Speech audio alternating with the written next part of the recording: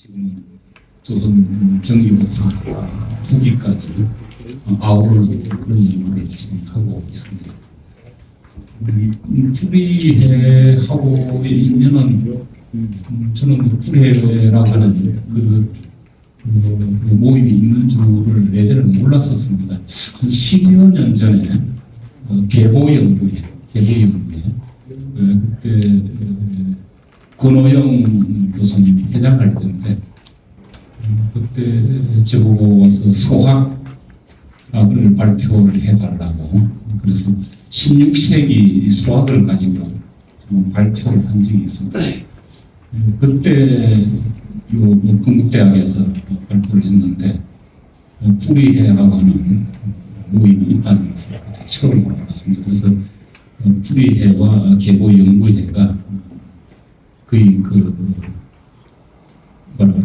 한 뿌리에서 자라는 그런 모임이다 이런 걸 제가 생각을 했었는데 그 이후로 여러 차례 계보연구회에 와서 발표도 하고 그랬습니다. 그래서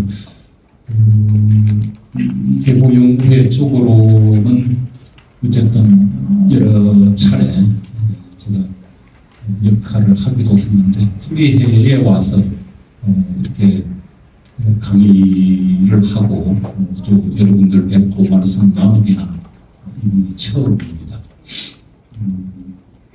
굉장히 조심스럽습니다. 우리 지금 현대 한국 사회를 이리저리 살피고 이야기할 때 다 많은 요소들을 할 수 있겠습니다만 조선과의 관계, 조선 역사, 조선 문화, 조선의 사상 그 관계가 끊어진 것 싶지만은 결국 끊어지지 않고 또 개선되고 이어지고 있는 거죠. 대체로 역사 연구자들은 어떤 시기에서 어떤 시기로 넘어갈 때 단절 혹은 개선 이것이 단절되었는가 이것이 개선되는가 이런 점들을 많이 살핍니다. 조선에서 일제를 거쳐서 지금 대한민국으로 이렇게 왔습니다. 굉장히 긴 시간이 또 흘렀는데 그 과정에서 조선적인 그런 문화 조선적인 역사는 많이 사라진 듯 싶습니다. 그렇지만은 또 그렇지도 않다라고 하는 걸 우리가 살아가면서 느끼게 되는데 그런 어떤 상징, 조선이 사라지지 않고 여전히 현실에서 작동하고 힘을 발휘하고 있구나. 이걸 보여주는 상징이 저는 불이해의 존재가 아닌가 그런 생각을 해보았습니다. 불이해에 대해서는 제가 잘 알지는 못하고 또 연관해서 조선의 어떤 계보 문중 성시와 연관된 그런 결과에 대해서는 전혀 모르는 사람입니다. 그렇지만 어쨌든 역사 연구자로서 제가 보고 듣고 그리고 연구해온 그런 내용을 오늘 간단하게 발표를 하고자 합니다. 김기덕 회장님께서 저에게 이걸 요청을 하셔가지고 제가 상당히 그 속으로 고민을 많이 했었는데 어쨌든 그동안에 또 이런 기회가 그렇게 많지도 않을 것 같고 그래서 제가 정리한 걸 말씀드리고자 하는데 오늘 말씀드린 내용은 전적으로 제 머릿속에서 제가 정리한 것이기 때문에 이런 걸 보시기에 좀 이상한 대목도 있을 수가 있고 또 평소 알고 계신 그 지식하고 어긋나는 그런 점도 있을 수 있습니다. 그런 점이 혹시 보이더라도 양해해 주시면 고맙겠습니다. 오늘 강의는 크게 보아서 이게 그 수업은 아닙니다만은 제가 지금 이번 그 강의를 어떤 내용 그리고 어떤 요소에 중점을 두고 강의를 할 것인가 이걸 먼저 말씀을 드리고자 합니다. 통상 우리가 사상사 또는 사상의 흐름을 이야기를 하면은 시간별로 인물 또는 학파를 따라서 주 정의를 해옵니다.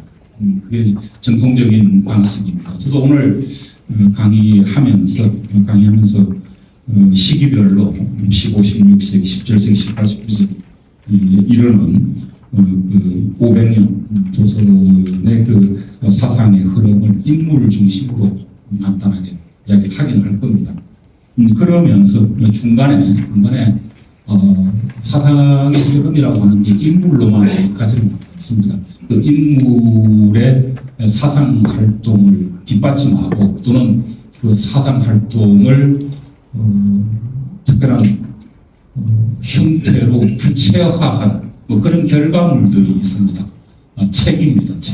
책을 보고 사상을 익히고 그리고 자기가 활동한 사상적 내용을 책으로 만들어서 당대 사람들 또는 후대 사람들에게 전달을 해줍니다. 그래서 사상사를 이해하려면 반드시 조선시대 사람들이 읽었던 책, 조선시대 사람들이 만들었던 책, 여기에 대한 지식도 나름대로 같이 살펴봐야 됩니다.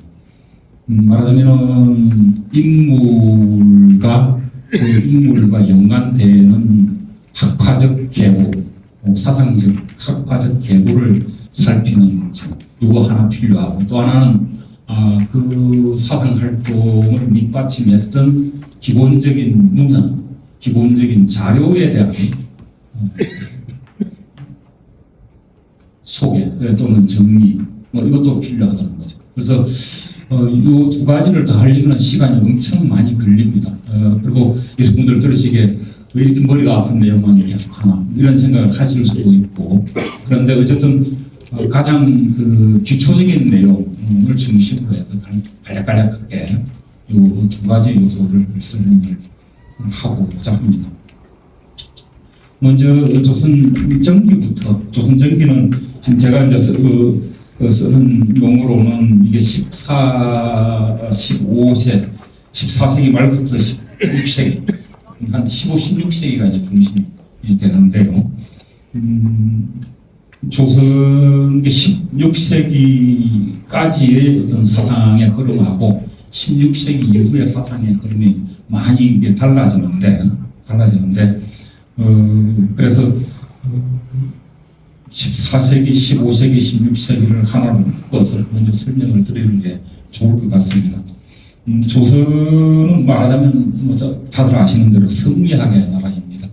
또는 좀 더 좁혀서 추자학의 나라다. 이렇게도 이야기하는데, 우리 그 역사에서 성리학이 들어온 것은 이미 고려 때부터 들어와서 영향을 미칩니다. 그런데 이게 조금 더 성리학의 어떤 연구가 진전되고, 그리고 조선과 이어서, 조선과 연관해서 성리학자들의 활동이 이제 두드러지게 나타나는 것은 14세기 말, 저는 그렇게도 이야기할 수 있다고 생각합니다.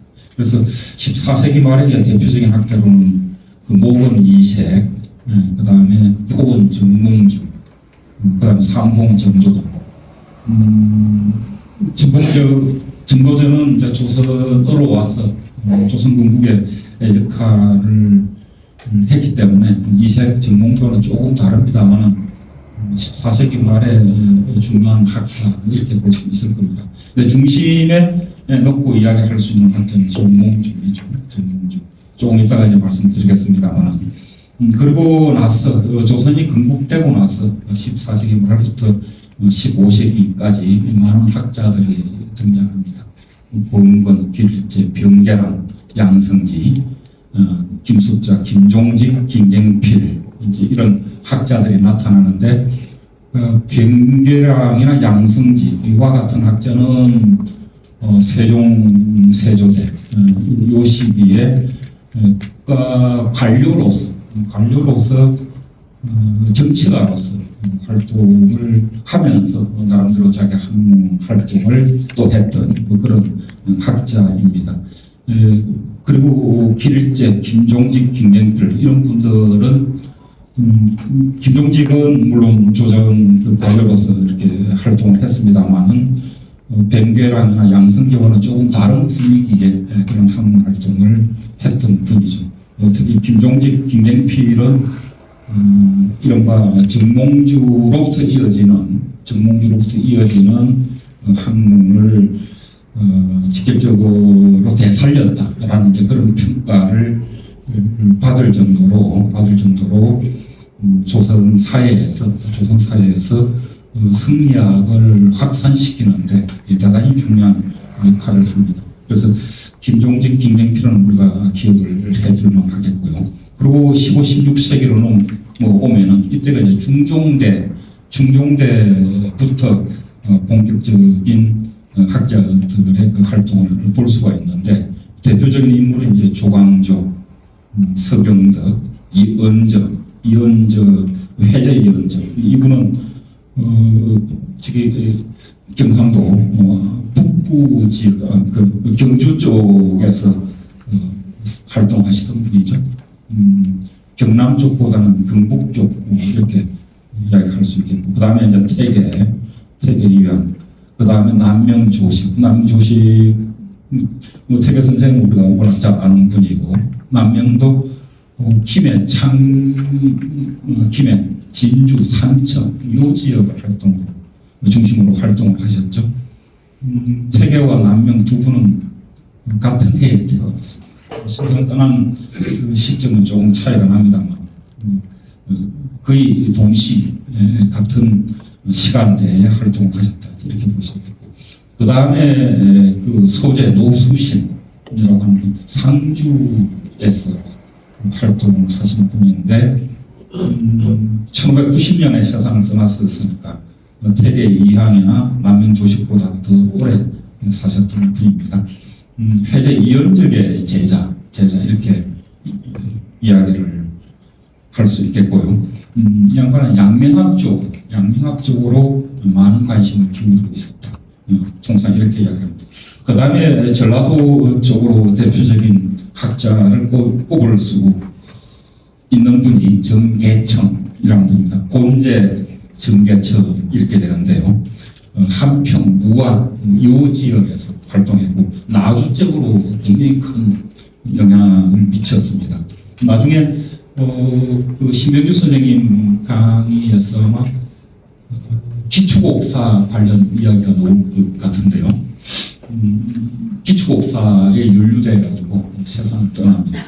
이때 기축옥사 16세기 말인데 16세기 말 임진왜란 일어나기 직전에 일어났던 큰 정치적인 사건이 기축옥사인데 그 기축옥사 때 전라도 쪽에 나주, 한평, 무안 그 지역에서 활동하던 학자들이 큰 학자들이 상당히 많이 다칩니다. 그 대표적인 인물이 정계청 이렇게 돼요. 그 다음에 성홍, 이이 우계성홍과 율곡이 요즘 두 분이 있는데 파주 쪽에서 활동을 하셨던 분이죠. 그래서 지금 제가 좀 굵게 표시를 한 학자가 이제 조광조, 서경덕, 이황, 조식, 성홍, 이이 요 분들이 16세기 중후반에 활동하면서 조선 사상을 크게 변화시키고 17세기 이후에 어떤 그 사상계의 틀을 만들었다 이렇게까지 말씀을 드릴 수가 있습니다. 그래서 관련해서 많은 이야기는 일단 요 정도로 하겠습니다. 지금 중간에 조광조 그리고 태계, 성원 이이 이분들 중심으로 좀 말씀을 드리게 되겠습니다. 정몽주, 포원, 동방이학의 창시자 이런 그 평가를 받았습니다. 재밌게도 포원, 정몽주는 동방이학의 창시자 이렇게 해서 우리가 조선 성리학을 이야기할 때 반드시 거론하는 큰 학자입니다. 근데 그렇게 글을 남기지를 않으셨어요.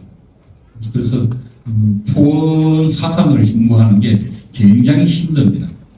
자료가 없다. 자료가 없는데 고려사 열전에 보면은 목은 이색이 그 정몽주를 일러서 뭐라고 하느냐면 동방이학의 창시자, 동방이학지조, 동방이학의 시조 이런 평가를 합니다. 이때 이학이라고 하는 것은 성리학을 이야기할 수 있을 건데요. 조선이 그 성리학의 나라, 성리학을 기반으로 해서 기본적인 사상 활동을 한다라고 했을 때 그 핵심이 되는 어떤 요소를 끌고 와가지고 고려사회, 조선사회에 말하자면은 씨를 뿌려서 성리학이 큰 꽃을 피울 수 있도록 했던 분이 보원이다. 이렇게 되는 거죠. 근데 어쨌든 당대 사람들이 학문적으로나 인품으로서나 대단한 분이라고 그렇게 인정을 했던 것 같습니다. 이제 조선 건국에 대해서는 잘 아시는 대로 반대를 했는데 또 재미있게도 조선은 나라를 세우고 나서는 나라를 끌고 나가는데 가장 중요한 것이 절이었다. 국가에 대해서 충성을 다하는 존재. 절이의 어떤 표상 이렇게 해서 보은 정몽주를 아주 크게 높였죠. 크게 높이게 됩니다. 그래서 나중에 상동행실조에도 포함이 들어가고요. 16세기 그 조광조 시절에는 문묘에 종사되기까지 그럴 정도로 하여튼 남긴 자료 그런 없지만은 동방의 조선의 성리학을 꽃피우는데 결정적인 역할을 했던 인물 그렇게 평가를 받습니다. 정몽주 포원의 그 학문 또는 그의 어떤 역할 이걸 볼 수 있는 게 유교를 우리 일상의 생활에서 실천을 하려고 하는 이런 측면이 대단히 두드러진 모습으로 보입니다. 제가 빨갛게 지금 강조를 해놨는데요. 유자의 도는 그러니까 우리 유학자들이 따라가야 할 도는 모두 일상생활에 대한 일이다. 그래서 음식에 대한 욕망, 남녀관계에 대한 욕망, 이건 모두가 지금 일상이라고 합니다. 우리가 밥을 먹고 잠을 자고 남녀가 만나서 결혼하고 친구들과 사귀고 조정에 나아가고 국가를 통해서 조정에 나아가서 관료 생활을 하고 부모님을 모시고 이 모든 것들 우리 일상의 모든 것들이 유학의 길이다. 유학의 이야기 아닌 것이 없다. 그래서 별것 아닌 것처럼 보이는 우리 요 일상에 지극한 이치가 존재한다. 지극한 이치가 존재한다. 이런 이야기를 정몽주는 항상 이야기를 했었고 요 이야기가 오늘날 보면 될 것 아닌 것 같습니다만 14세기 말 그 시점 고려사회에서는 어마어마한 파급 또는 어떤 폭발력을 가지고 있었다. 이때 불교가 아주 강한 영향을 미치고 있었고 말하자면 불교 중심의 나라 이렇게 우리가 고려를 간단하게 이야기를 할 수 있다고 할 때 불교에서는 그 일상의 어떤 윤리 도덕, 일상을 적극적으로 끌어안아서 이걸 중요하게 여기면서 종교 활동 또 학문 활동 하고 그러지는 않았죠. 그래서 정몽주의 이런 표현은 당시의 어떤 불교 문화, 불교 사상을 이렇게 비판하고 배격하고 유학을 고려사회, 조선사회에 안착시키는 굉장히 중요한 역할을 할 수가 있습니다. 아마 동방이학의 조라고 하는 그런 평가를 하게 되는 데는 이런 점을 중심에 두고 그 성리학의 핵심적인 가르침을 고려사회에서 널리 펼치려고 했던 그 자체를 높게 평가했었던 것 같습니다. 그 다음에 또 하나 중요한 게 주자가래. 주자가래가 정말로 필요합니다. 주자가래가.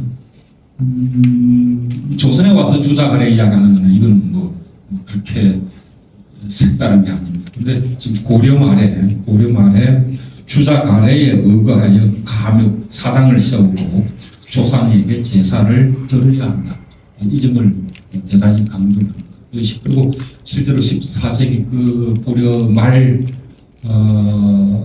우왕 봉양왕, 공민왕 봉양왕, 공민왕 우왕 봉양왕 요 시기부터 사당을 어떻게 만들어서 운영할 것인가 이런 점들이 크게 논의가 되는데 정몽주가 이제 그런 점들을 크게 강조를 합니다. 참고 삼아서 조준이라고 하는 분이 있습니다. 아마 사람들 잘 아실 건데요. 공양왕 즉위 직후에 추자 가래를 기준으로 삼아서 제사를 해야 된다. 가묘를 설치하고 제사를 해야 되는데 대부 이상은 3대를 제사 지내고 6품 이상은 2대를 제사하고 7품 이하로부터 서민에 이르기까지는 부모에게 제사해야 된다. 이게 재미있습니다. 주자 가래를 기준으로 해서 조상 제사를 지내야 된다고 하면서도 대부 이상 그 계급에 따라서 3대, 그러니까 그 3대는 아버지, 할아버지 정도가 되겠죠. 그까지 제사 지내고 6품 이상의 그 관료들은 아버지, 할아버지만 제사 지내고 7품 이하부터 서민, 벼슬하지 않은 사람들은 부모에게만 제사 지내도록 해야 한다. 라는 그런 건의를 합니다. 주자 가래에서는 몇 대까지 제사 지내라고 합니까? 주자 가래에서 4대까지 제사. 4대는 고족부까지 제사를 지내야 된다라고 얘기를 하고 있는데 주자 가래를 기준으로 삼아서 적용하자라고 하면서도 이때 이야기했던 지금 이건 4대 제사는 어렵다. 3대까지만 해야 돼. 근데 3대 모든 사람들이 다 3대를 제사 지내야 되는 이게 아니고 그 계급에 따라서 이때 그 신분 간품이죠. 간품에 따라서 3대, 2대, 1대 나눠서 제사를 지내야 된다라고 이야기를 합니다. 근데 어쨌든 고려 말에 출자의 가르침을 우리가 중요하게 따라야 한다고 하는 생각들을 다들 하면서 그 방법들을 찾아가는데 그 양태를 보면 바로 주자를 바로 따라하는 그런 형식은 아니었다 이런 것들을 볼 수가 있습니다. 그래서 정몽주의 역할이 컸죠. 굉장히 이제 크게 되는데 그 다음에 이제 같이 거론할 수 있는 인물이 정도전, 정도전이죠.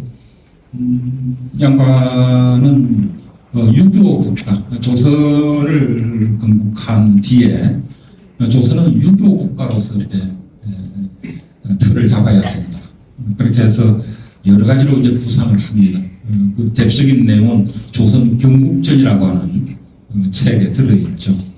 1394년 그러니까 나라를 세운 지 바로 이 책을 만들게 되는데 추대라고 하는 경서의 육전 체제를 활용해서 조선을 세웁니다.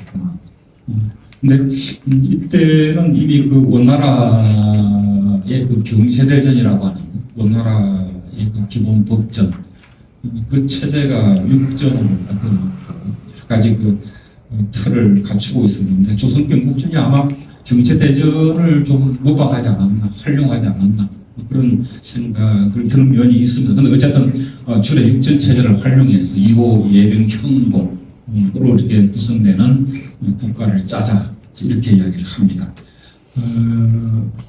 뭐 여러 가지 이제 이야기 있는데 이거는 또 육전에 대한 이야기고요.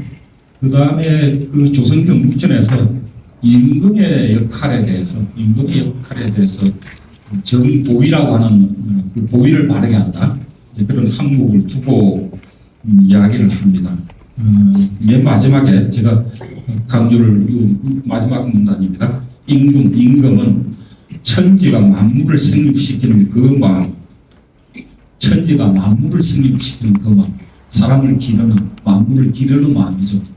그 마음을 자기의 마음으로 삼아서 불이인지지 차마 어찌지 못하는 그런 정치를 해야 합니다. 그래서 천하사방 사람들이 인문을 마치 자기 부모처럼 우러러 볼 수 있도록 그렇게 정치를 해야 됩니다. 그렇게 되면은 나라가 무너지지 않고 오래오래 잘 유지될 것이다. 이런 이야기를 조선 지냈습니다. 그러니까 나라를 다스리는데 제도는 어떻게 해야 된다, 법제는 어떻게 해야 된다라고 이야기를 하면서 그 제일 앞머리에 최고 정치적 수장인 임금이라고 하는 존재가 가져야 할 마음은 무엇인가? 임금이 도대체 조선이라고 하는 나라를 세우고 정치를 어떻게 해야 될 것인가? 를 거론을 합니다. 그게 천지가 만물을 생육시키는 그 마음, 천지가 만물을 생육시키는 그 마음으로 정치를 하면 된다. 이렇게 이야기를 합니다. 조선경전은 이게 지금 세조 3년 이전에 아마 간행된 것으로 추정되는 그런 감옥이 지금 남아 있습니다. 남아 있는데, 어쨌든 출발은 목은 이색은 제가 이제 써봤습니다만은 동방 이학의 시조로서 인정받았던 호원 정몽주, 그 다음에 양반의 어떤 면에서는 승리학의 측면에서 중심적인 어떤 존재로서 역할을 하게 된다. 자기 위상을 가진다. 이렇게 말씀드릴 수가 있겠고, 정치적인 측면, 제도와 관련해서는 정도전의 역할이 컸었습니다. 정치적으로 나중에 정도전은 배제가 됩니다만은, 조선 정치권에서는 배제가 됩니다만은, 어쨌든 포원과 삼복 이 두 분을 놓고 조선 사상의 출발을 거론을 해볼 수 있습니다. 근데 이 과정에서 사상은 이들 학자들이 공부하는 것도 중요하고, 그리고 이 학자들이 공부한 걸 조선 사회에 널리 퍼뜨리는 게 굉장히 중요합니다. 고려 사회가 불교적인 그 요소가 워낙 강했는데, 조선을 세우고 나서 가장 큰 과제 중에 하나는 불교적인 요소를 어떻게 다 이렇게 바꾸어서 유교적인 요소로 사회를 가득 채울 것인가, 이 사회를 살고 있는 사람들이 어떻게 하면 유교를 공부할 것인가, 이 점을 굉장히 큰 문제로 여기고 관련해서 많은 작업들을 합니다. 그런데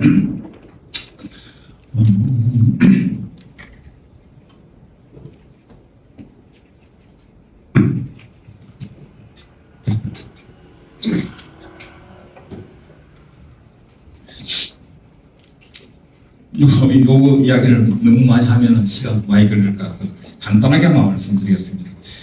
조선에서 유학을 시키려면 기본적으로 유교 문헌들을 공부를 해야겠죠. 사서상민을 비롯한 여러 책들을 읽어야 되는데, 그러려면 이거는 한자와 한문에 능통해야 됩니다. 한자를 익히려면 우리가 배운 기초적인 문자 학습서가 있습니다. 천자문, 조선에서는 천자문이 만들어지고, 그 다음에 훈몽자해라고 하는 책이 중종대 만들어지고, 유함이라고 하는 책이 만들어지고, 혹시 여러분들 대개 천자문, 훈몽자해, 유학 이런 책들이 있는지 모르겠습니다. 혹시 15, 16세기에 나온 자료들은 굉장히 귀한 거니까 잘 보관하시기를 부탁드립니다. 그 다음에 이제 문자를 떼고 나면은 초학자들이 유교의 기본 원리를 익히는 책들을 공부를 합니다. 동몽선습이라고 하는 책이 16세기에 나오고, 동몽수지라고 하는 책, 이건 주자가 만든 책인데, 그 다음에 효경과 같은 책들을 가지고 초학학습을 합니다. 그리고 나서 이제 본격적으로 성리학 주자학의 세계로 들어가는데, 주자학의 입문서는 소학이라고 할 수 있습니다. 소학이 이게 말이 쉬워서 소학이지, 어린애들 책 그러는데 절대 어린애들 책은 아닙니다. 굉장히 어려운 책이고, 그 다음에 이제 사서오경을 배우고 가래 건사록 이런 책들을 공부를 하는데, 태계이황과 같은 분은 사서오경을 본원으로 삼고 소학과 가래를 문으로 삼아 독서한다. 그러니까 소학, 가래, 사서오경 이렇게 공부해야 된다고 이야기를 합니다. 근데 율곡 이이와 같은 분은 조금 더 구체적으로 독서하는 순서를 이야기를 해줍니다. 경몽요결에서 보면은 소학을 먼저 공부하고, 소학을 반드시 공부해야 된다고. 그러고 나서 대학 공부하고 사서, 삼경, 육경까지 공부할 수 있으면 하고, 그러고 나서 건사록, 가래, 심경, 주자, 대전 뭐 주자, 의류 이까지 공부하면은 최고의 학자가 될 수 있다. 이렇게 이제 이야기를 하는 거죠. 뭐 기초 문자는 다들 아시겠습니다만 오늘 제가 말씀드리고 싶은 것은 여러분들 천자문은 많이 보셨죠? 천자문 보실 때 천자문의 그 모양 떠오르는 게 어떤 게 있습니까?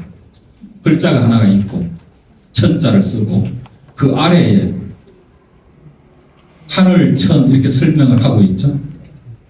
요런 책의 틀이 언제부터 나타났을 것 같습니다. 조선에서 처음 천자문 만들어졌을 때 모습이 어땠을 것 같습니다.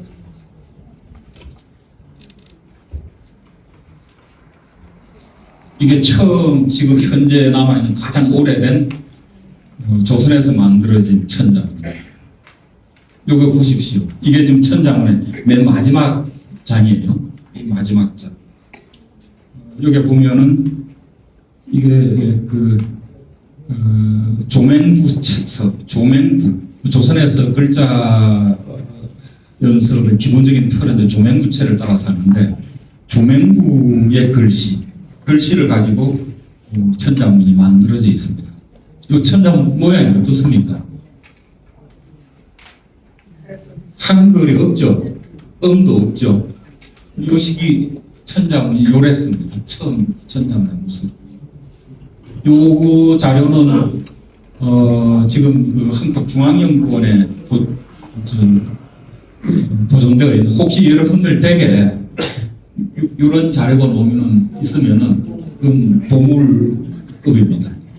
보물급인데 지금은 이게 언제 만들어졌냐면 1471년 봉선사라고 하는 절에서 이렇게 간행을 했다고 합니다. 그런데 요 글자의 뜻하고 음을 표기한 천자문이 나타나는 것은 1575년 선조 8년 한석봉 채로 만들어요. 요 글씨체는 한석봉이 글씨를 쓰게 했어요. 그러니까 그 전에는 우리가 천자문을 외우려고 하면은, 익히려고 하면은 하늘 천 따지 이렇게 적혀 있는 그런 문헌을 가지고 공부하지는 못했습니다. 한문 공부하는 굉장히 어려웠겠죠. 근데 요즘 천자문 그 한석봉 채로 만든 책이 나오면서는 천자문 익히는 게 굉장히 쉬워집니다. 오늘날까지도 지금 천자문 공부한다 그러면은 지금 요게 기본이 되는 거죠. 이거 지금 교재에는 없습니다만 천자문 지금 그 한국중앙연구원에 남아있는 자료 제가 가서 이렇게 복사를 해가지고 요거는 앞부 제일 처음에 하늘전 따지 그 시작되는 부분인데 이게 원래는 목판으로 찍어냈는데 이게 없어져 버려가지고 붓으로 이렇게 써놨습니다. 이게 맨 마지막 장이고요. 그 다음에 이제 유화비라고 하는 책이 있습니다. 이거는 조선 사람들이 그 천자문은 중국에서 만들어진 책이고 유화비라고 하는 거는 우리 조선에서 15세기 말에서 16세기 초에 만들어졌는데 누가 이걸 편찬했는지는 알려져 있지는 않습니다. 서거정이 편찬했든지 이런 이야기는 있습니다만은 천자문보다 훨씬 내용이 풍부하고 그리고 공부하기가 편합니다. 그런데 천자문을 더 많이 읽었죠. 조선에서는 유화비라고 하는 책이 있습니다. 훈몽자계 중종 22년에 최세집이 이렇게 만드는데 글자가 3,360자, 천자문보다 3배 이상 많죠. 여기 그 오른쪽 모습을 보시면은 이것도 역시 그 글자를 앞에 보여주고 밑에다가 뜻하고 음을 달아놓습니다. 그래서 천자문보다 훨씬 더 깊이 있게 공부할 수 있는 자료가 훈몽자예. 근데 훈몽자예는 중요한 게 책머리에 한글을 소개하고 있어요. 그래서 훈몽자해가 이렇게 널리 퍼지면서 조선 일각에서 조선사회에서 한글을 어떻게 읽고 쓸 것인가라고 하는 그 어떤 지침 역할을 훈몽자해가 하게 돼요. 그래서 한글이 널리 퍼져나가는데 16세기 전반 굉장히 중요한 시기가 됩니다. 요 시기에 우리 사상사적으로 중요한 인물은 조광조를 들 수 있습니다.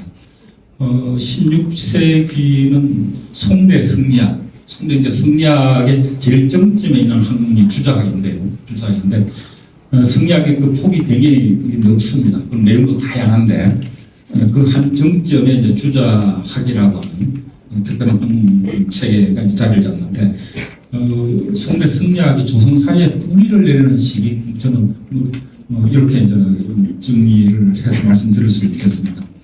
15세기 말에서 16세기 초 대표적인 인물이 김종직, 김일손, 김갱필, 조광조, 김안국, 김정국 이런 분들이 승리학이 뿌리를 내리는데 중요한 역할을 했던 선도했던 인물이다 이렇게 말씀드릴 수 있습니다. 아마 다들 들어보셨을 겁니다. 김일손, 김종직의 지휘자죠. 김갱필 수학동자, 조광, 김안국, 김정국은 형제입니다. 조광조하고 같은 시기에 활동합니다. 의성김 씨이죠.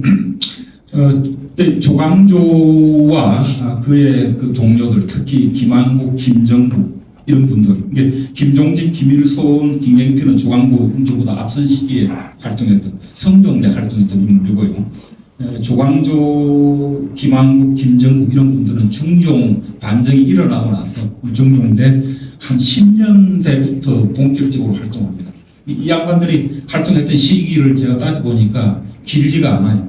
6, 7년 길어야 본격적으로 활동했던 시기가. 그러다가 이제 김효사 일어나면서 조선이 좀 캄캄해져 버리는데 이때 이들이 했던 역할이 뭐냐면은 주자학의 토대가 되는 책을 굉장히 널리 보급합니다. 이거는 조광조 또는 그와 같이 활동했던 기묘살인들의 모습을 이야기할 때 반드시 거론하게 되는 건데요. 소학 보급을 열심히 합니다. 요 시기만큼 소학을 열심히 읽었던 적이 없다라고 할 정도로 소학 보급 운동을 펼치고요. 요 소학 보급 과정에서 주로 만든 책은 소학 추석서와 번역서가 있습니다. 일단 이건 여러분들 기억해 두십시오. 그 다음에 경림편이라고 하는 책을 김정국이 만들어서 보급합니다. 그 다음에 김안국 그 형님이죠. 이룬행실도. 이때 이룬행실도는 상강행실도 플러스 이룬하면 5륜이 되는데 우리가 통성 그 유교의 그 윤리를 5륜으로 이야기하지 않습니까? 5륜으로 이야기하는데 조선에서는 처음에는 3강, 3가지 윤리만을 이야기합니다. 분신, 부자, 부부. 요 세 관계에 필요한 그 도덕 부분만 이야기하는데 중종대 16세기로 들어오면서 빠져 있었던 2가지 윤리를 더 보완해서 이걸 그 책으로 만들어서 널리 보급하려고 합니다. 그게 뭐냐면은 형제, 그다음에 장류, 장류유서와 부무유신, 친구, 형제와 친구와 관련된 그 윤리를 보급하려고 합니다. 이게 이제 이륜인데 그걸 김안국이 책을 만들었습니다. 그 다음에 또 요 시기가 주자가래 근사로 널리 보급합니다. 이 김정국이 만든 경림편, 서학은 조금 이따 말씀드리겠습니다. 요 경림편인데, 처음에는 황해도에서 보급을 합니다. 하는데, 황해도에서 보급한 책의 그 감동이 남아있지는 않아요. 만일에 그때 만들어졌던 경림편이 지금 우리 오늘날 나타나면은 그 역시 보물급입니다. 보물급으로 굉장히 그 높게 평가받을 수 있는데, 근데 초기 김정국이 강행한 책은 아니지만은 그 비슷한 시기에 만들어 진 것으로 추정되는 경림편이 있습니다. 제가 그걸 몇 해 전에 그 건국대학교 상어중앙도서관, 이 건국대학에 이게 있어요. 다른 데서는 지금 제가 찾지를 못했습니다.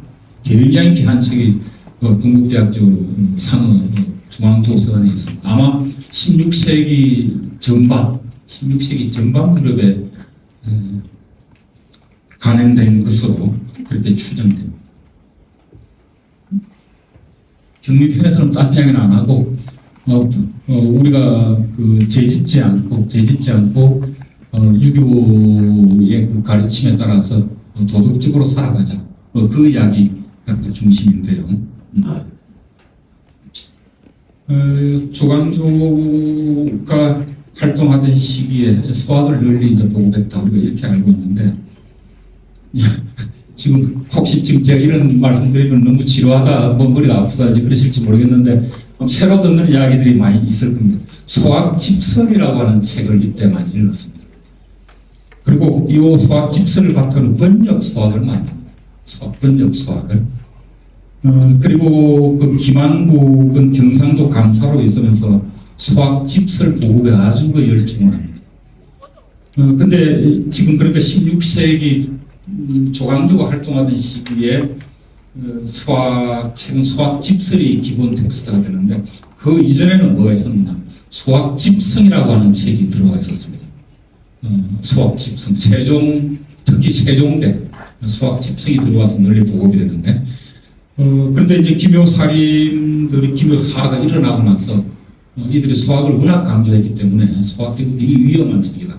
그래서 검서로 이렇게 거의 금기시 됩니다. 검서처럼 그렇게 읽지를 않았죠. 그러다 나중에 이제 선조대로 들어가면서 소학이 다시 부활을 합니다. 근데 이 시기에 어쨌든 당시 어떤 문화 변혁, 사회 변혁 이렇게까지 이야기할 수 있을 정도로 상당히 조선 사회를 바꾸어 나가는데 굉장히 큰 역할을 합니다. 요것만 갖고도 두세 시간 이야기해야 되는데 이제 간략하게 그냥 넘어가겠습니다. 소학은 다른 것보다는 우리 인간은 오륜적 존재이다. 오륜. 부자관계, 군신관계, 부부관계, 형제관계, 그 다음에 친구관계. 요 5가지 관계 속에서 맺어진 윤리. 이게 오륜인데, 우리 인간이라고 하는 존재가 오륜적 인간이기 존재이기 때문에 이걸 벗어나서는 안 된다. 라고 하는 걸 가리킨 게 소학입니다. 소학이 여러 가지 복잡한 이야기를 많이 하지만은 결국은 오륜에 따라서 우리는 살아야 한다. 요즘을 강조를 하죠. 그런데,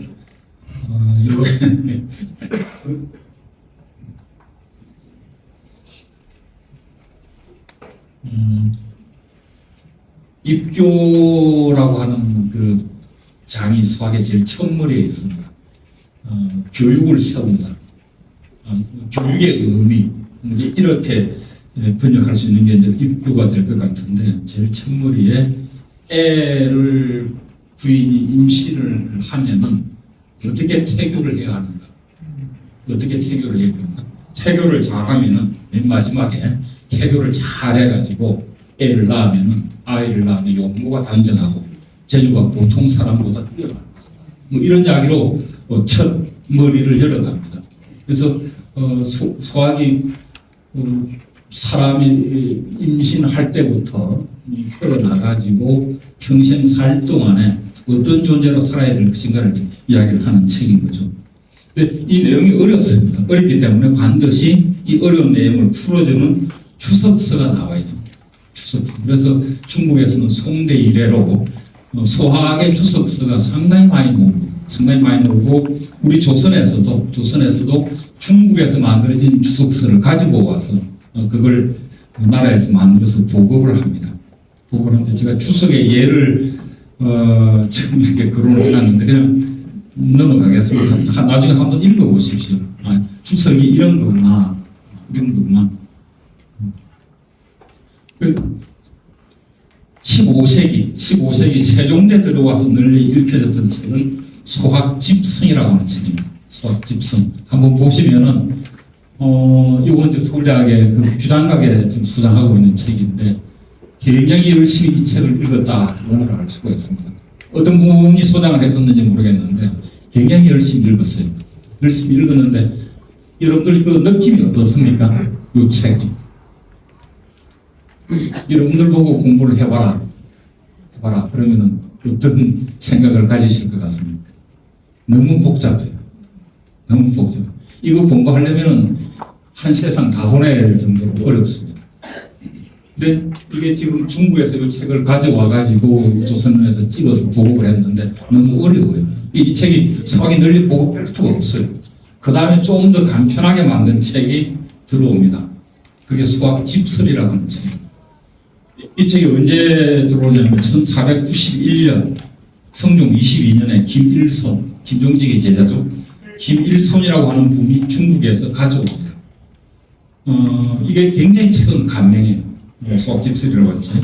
그래서 이 책이 16세기부터 널리 읽혀집니다. 그래서 우리 조선에서 수학책을 읽는다고 했을 때 이 책이 기본 텍스트가 됩니다.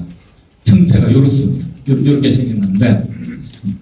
생겼는데 앞에 지금 요 동그랗게 되어 있는 이 부분은 원문입니다. 수학의 본문이고요.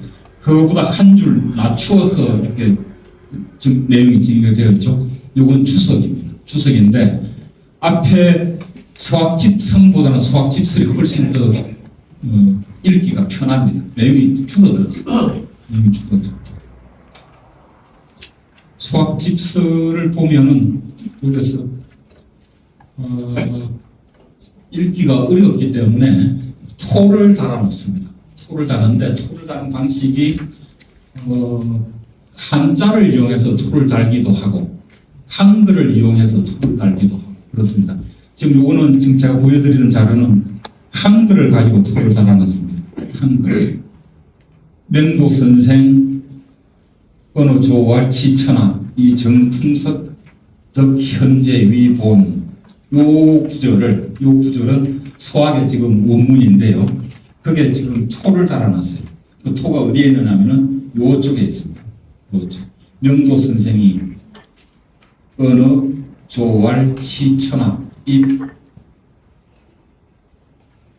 호대 천하호대 해서 한글로 토를 달아놨죠. 이 정품석 현재로 위본이니라고 이렇게 토를 달아놨어요.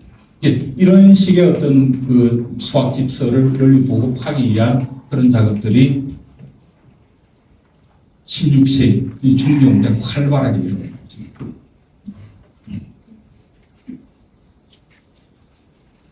이 자료는 수학 집설 또 다른 한편인데요. 제가 영국에 가서 대형 중앙도서관에 가서 촬영을 하고 있는데 보면은 역시 토를 이렇게 달아놨어요. 토를 달아놨는데 이 토는 한자를 아주 약자로 만들어서 토를 달았습니다. 그리고 또 하나 중요한 책이 이때 만들어집니다. 수학을 번역을 해서 많은 사람들이 쉽게 읽을 수 있도록 이 책 이름이 번역수학이에요. 1518년 중종 13년에 이 책이 나옵니다.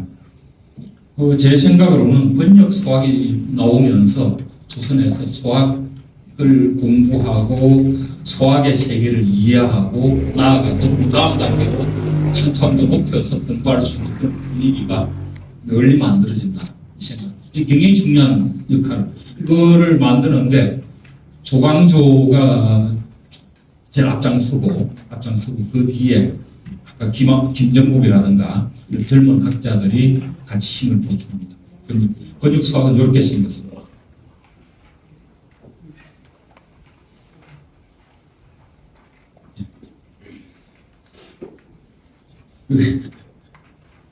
그러고 나서 이 이야기는 꼭 하고 좀 쉬어야겠습니다. 1579년 선조 12년에 율곡 이이가 수학 집주라고 하는 책을 완성을 합니다. 아마 여러분들 되게 수학 집주는 많이 있지 싶습니다. 혹시 수학 그 집에서 가장 하고 계시다면은 그걸 한번 들춰내 보십시오. 수학 집주로 되어 있습니다. 수학 집주가 이건 누가 만든 거냐면은 율곡 이이가 중국에서 들어온 여러 수학 주석서들을 합해가지고 자기 나름대로 정리해서 만든 책이 수학 집주입니다. 이 수학 집주가 수학 집설의 위치를 바꾸면서 나중에 조선에서는 18세기 18세기 이후에는 수학 공부의 기본 텍스트가 됩니다. 이건 굉장히 중요한 사건입니다. 이건 여러분들 꼭 기억을 해두셔야 돼요. 굉장히 중요한. 율곡 2가 정리한 수학 집주가 수학 공부의 기본 텍스트로 되기 시작한다. 17세기를 거쳐서 18세기 이후. 요 수학 집주가 광해군대 이렇게 만들어집니다.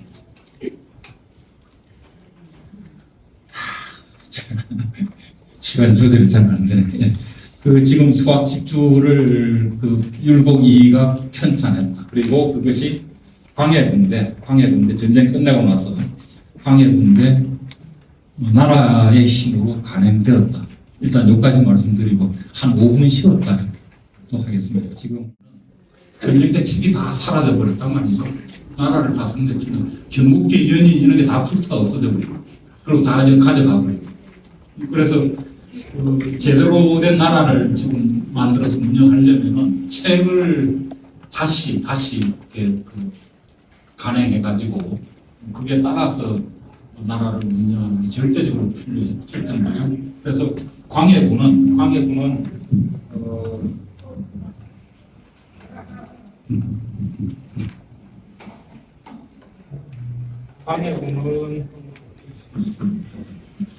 그 자기가 왕위에 오르자마자 여러 이제 책들을 찍어내는데 그 중에 하나가 수학 집주였어요. 수학 집주. 그래서 그때 이 황복, 김장생 그 제자들이 그 책을 활자본으로 간행하는데 그러다가 이 책이 송시열 17세기입니다.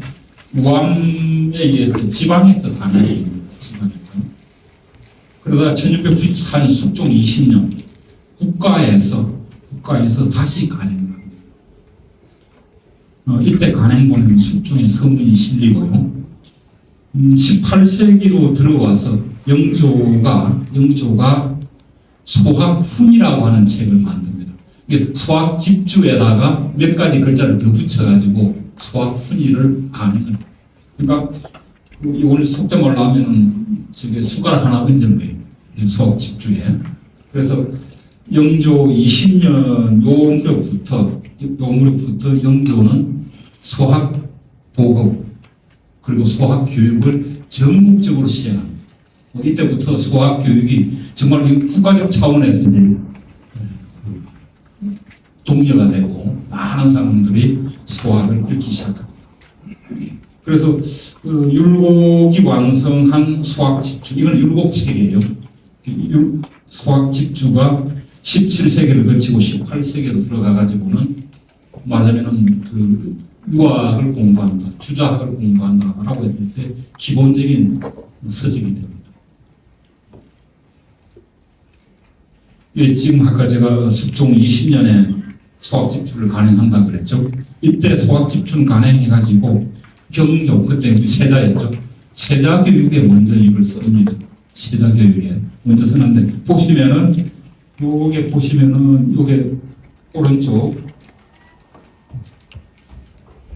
요 귀퉁이에 한글로 번역이 달려 있습니다. 그죠? 한글 번역. 그 세자 교육을 담당하는 그 관료들이 세자 그 교육관이죠. 교육관들이 토를 이렇게 다 달아주고 그 위에다가 한글로 그 뜻을 이렇게 써놓습니다. 이게 세자 공부하는데 얼마나 어려웠겠어요. 이게 도움주는 거죠. 그리고 나서 제가 좀 소개를 하나 이런 시간 아니면 또 언제 이런 내용을 접하실 수 있을까 싶어가지고 좀 소개를 해드리고자 합니다. 영조 12년에 아직 수학 훈이가 나오기 전이에요. 그 수학 집주를 영조가 누구한테 내려주냐면은 세자. 그때 세자가 사도세자죠. 사도세자에게 내려줍니다. 그때 책이 좀 남아있는데, 제 앞에다가 내여소학 일권, 내여, 이렇게 적혀 있습니다. 내여. 오른쪽 화면을 보시면은, 여자는 줄 여자, 아버지가, 임금이 아들에게 준다라고 해서 내여라고 이렇게, 신하들한테는 내사, 줄사표를 써서, 내사 그러는데 여기에서는 아들 그 임금이 아들에게 줄 때는 내역을 주는 수학 한 푼 준다. 내가 적주한 왕이 오른 12년 이제 되는 해 경신정월 23일에 세자 이제 사도세자 주년 이 주년은 한 돌이 되었다는 거죠. 한 돌 된 아들한테 수학책을 주는 거예요. 이거 읽어라. 얼마나 부담스러웠을까요? 사도세자가 처음부터 그렇게 저는 이 제대로 된 공부를 해야 된다라고 하는 그런 그 의식이 아버지 영조가 사도세자에게 가하는 그런 압박을 우리가 느낄 수가 있습니다. 그러고 나서 요 왼쪽에 있는 요 글씨는 누구 글씨냐? 사도세자 글씨입니다. 사도세자가 태조 석아 초탄신책 전후 원손 초탄신야 개유년 9월 22일 태조는 요 아버지 영조를 얘기하는 거죠. 아버지 영조가 처음 태어났을 때 준 책, 석은 줄석자입니다. 나에게 준 책을 누구에게 전하다. 누구에게? 원손은 그러니까 사도세자 아들이죠. 원손 처음 태어난 그 날에 내가 전해준다. 영수우후 영원히 후손들에게 내려주거라. 그 내용을 사도세자가 이걸 썼습니다. 이 원손은 정조가 되겠죠.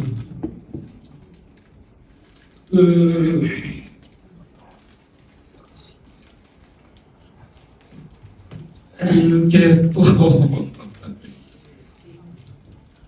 성상이 나에게 주고 이 역시 이건 사도세자 글입니다. 내가 또 손자에게 전했다. 내가 태어나고 손자가 태어난 뒤에 병용식 이 책을 같이 썼다.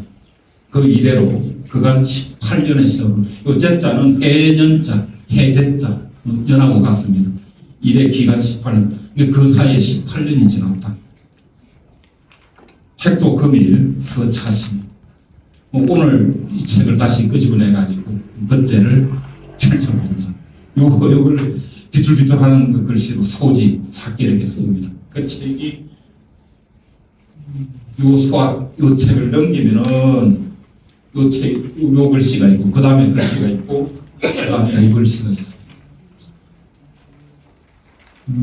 그러니까 제일 처음에 영조가 쓴 게 영조 12년 지났고요.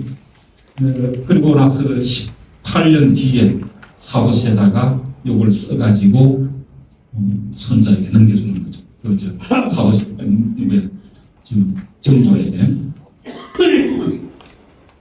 사도세자의 그림으로 알려져 있는 개그림인데 지금 요거는 제가 그 자료에 집에는 넣지는 않았습니다. 저작권 구해서 굉장히 이런 모습 보면은 사도세자가 아주 그 예술적 감각, 재주 이런 게 있었던 것 같아요. 근데 이 양반이 워낙 압박을 많이 받았어요. 정신적으로 압박을 많이 받았던 그런 게 어쨌든 그 소학책 보면 이런 게 남아 있는 게 참 보면 재미있습니다. 재미있는데 지금 그러고 나서 이제 이거 아까 영조 20년에 소학훈이를 만들었다고 했죠. 소학훈이가 딴 게 아니고 요게 보시면은 요 조그만 게 글자 보입니까? 동그랗게 이게 훈의라고 이게 훈이라고 하는 게 뭐냐면은 해설 이런 뜻인데요. 해설. 그 조그맣게 요 관련된 내용을 작게 만들어서 붙여서 해설을 간단하게. 이게 요 책은 기본적으로 수학집주인데 수학집주 읽어가다가 조금 어려운 구절 뭐 이런 게 나올 수가 있단 말이죠. 근데 그거를 설명해 주는 훈이를 붙여가지고 수학훈이라고 하는 이름으로 책을 보고 이때부터는 수학훈이는 영조의 책이 되는 거예요. 그리고 영조는 열심히 교육을 시키는데 이걸 암기용 수학교재가 그때부터 등장합니다. 암기용 수학교재. 이걸 왜 암기가 필요하냐면은 그 지방 그 학교에서 이걸 교육을 시키는데 요거 제대로 수학 공부 못하고 하면은 말하자면 혼이 나거나 또는 그 학교로부터 쫓겨나요. 그런 사태가 벌어진단 말이죠. 그래서 그 수학을 열심히 익히라고 하는 암기용 교재가 나옵니다. 이게 흔히 수학 강도예요. 흔히 수학 강도. 수학 집중은 제가 이거는 여러분들 맛배기를 한번 보여드리겠습니다. 공부를 얼마나 열심히 했느냐. 이거는 목판으로 찍어낸 책입니다. 이거 비싼 책이에요. 비싼 책인데 이 공부하다가 위에다 낙서를 해놨습니다. 낙서가 보입니까? 수장 남아있는 게 많이 남았다. 하시 개독고 언제 이걸 다 읽나? 이렇게 낙서를 해놨어. 얼마나 기가 찼을까요? 제가 이 책을 컨책방에서 구입을 했는데 구입해가지고 이렇게 보다 보니까 그런 낙서가 나와요. 그래서 이게 참 비싼 돈 주고 좋은 책 구했다.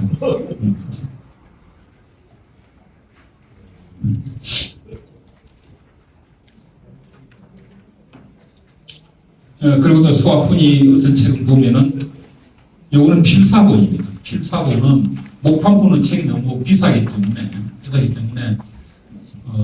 쉽게 볼 수가 없습니다. 너무 비싸요. 그래서 필사한 책들이 많이 또 교재에 팔립니다. 전문적으로 책을 필사해가지고 책 만들어서 판매해서 그걸로 먹고 사는 사람들도 많더라고요. 조선에서는. 글씨를 조금 쓰고 그런 문장을 알고 이런 분들. 여기에다가 밑에 원문은 한글로, 한문으로 쓰고 그 위에다가 한글로 번역되어 있는 내용을 아까 그 번역 수학 이야기 했었죠.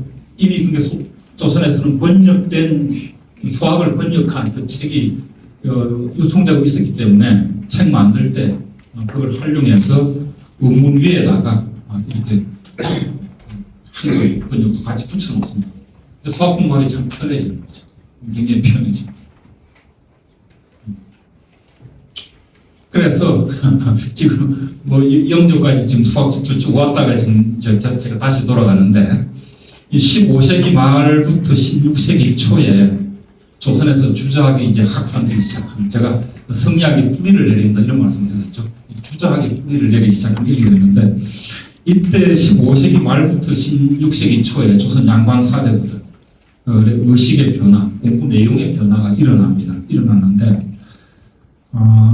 왜 이 시기에 이렇게 이 사상이 펴져나갈까?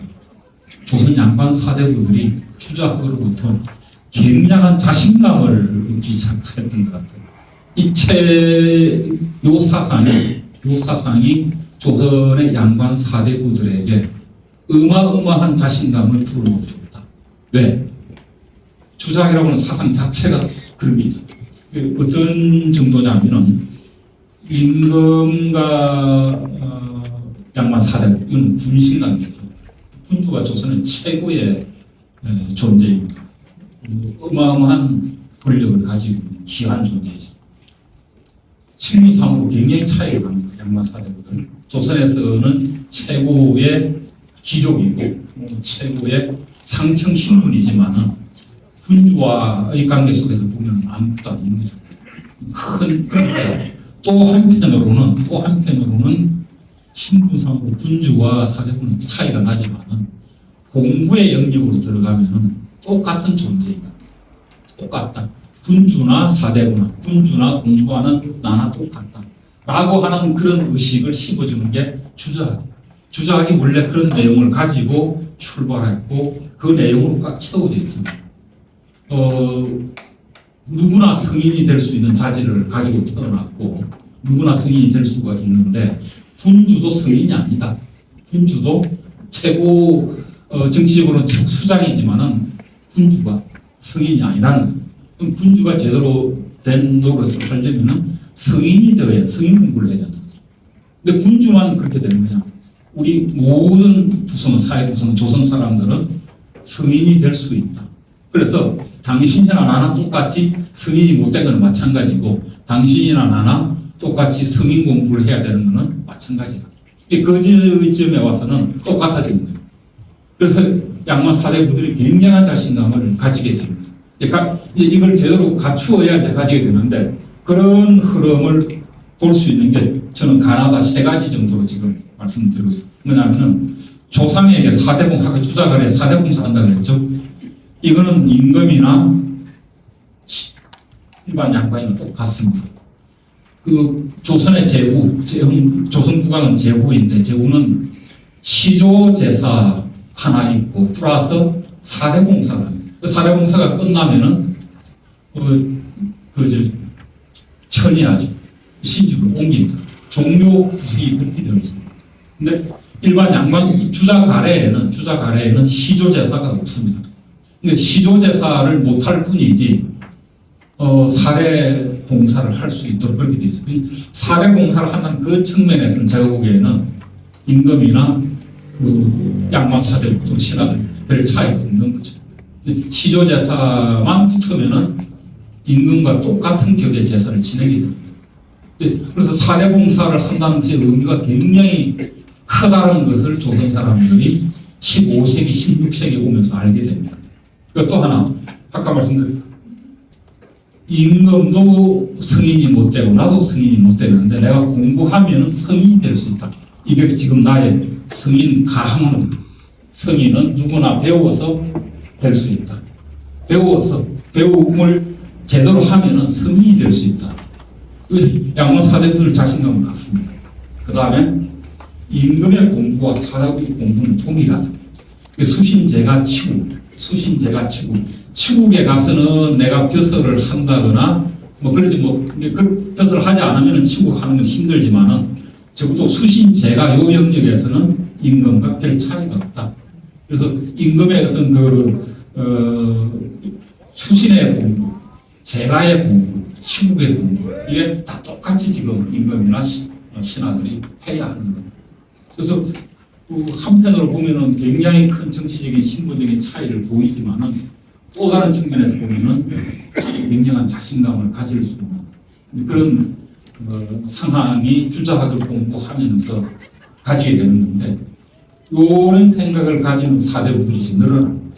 16세기, 17세기로 오면서. 그래서 저는 조선에서 주자학이 확산되는 요인을 여러 각도로 설명할 수 있겠지만은 이런 요인도 굉장히 크게 작용했을 것이다.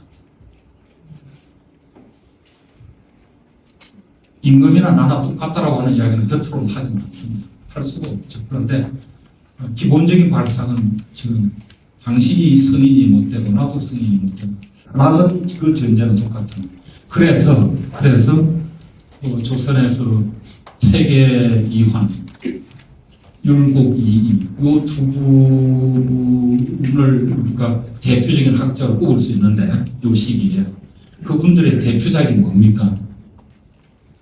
대표적인 모르겠어요. 태계는 성악 십도, 율곡은 성악 지묘.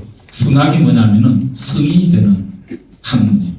그 성인이 되는 학문을 당신 성인 아니니까 이거 따라서 배우십시오 라고 선조에게 준 거예요. 근데 사대부들은 늘 승인되는 공부를 하고 있습니다. 사서오경의 이야기가, 그게 주자가 중시한 게 사서삼경인데, 그 사서삼경의 핵심적인 논리가 내가 성인이 되기 위해서, 성인이 되기 위해서 나는 공부한다. 이렇게 됩니다. 그래서 그 경몽요결 한번 보여드리겠습니다. 경몽요결은 여러 편으로 구성되어 있는데 제일 첫 장이 입지예요. 입지는 뜻을 세운다 이지 않습니까? 무슨 뜻을 세우느냐? 처음 공부하는 사람은 먼저 뜻을 세워야 한다. 어떻게? 반드시 성인이 될 것을 스스로 기약해야 하며 조금이라도 자기 자신을 별 볼 일 없게 물러나르는 생각을 가져서는 안 된다. 이게 경몽요결이라고 하는 책은 어린 애들을 대상으로 한 책이지만, 그러니까 초입문자, 나이와 상관없이 처음으로 유학의 시기에 들어오는 사람들을 위한 책이 이제 경몽요결인데, 그 경몽요결에서 제일 먼저 이야기하는 게 너는 성인이 될 수 있으니까 성인이 되겠다라고 하는 그런 생각을 가져라. 이걸 문제를 이야기해요. 요 조선 사회에서 그러니까 주자학이라고 하는 그 거대한 사상 체계를 일목요연하게 이렇게 정리한 책은 이게 처음인 것 같아요. 제가 경목욕을 그렇게 중요하고 그래서 성인이 반드시 성인이 될 것을 기약해라. 이게 지금 율곡은 선조에게 성악 치료를 바치면서 이렇게 따라서 성악 공부하십시오. 성인이 되도록 하십시오. 경목요괴라고 하는 책을 만들어서는 이거 일반 그 양반들에게 이건 양반을 위한 책이에요. 양반들에게 성인 되기를 기약하고 공부하십시오. 이게 똑같은 거예요. 목표는 똑같은 거예요.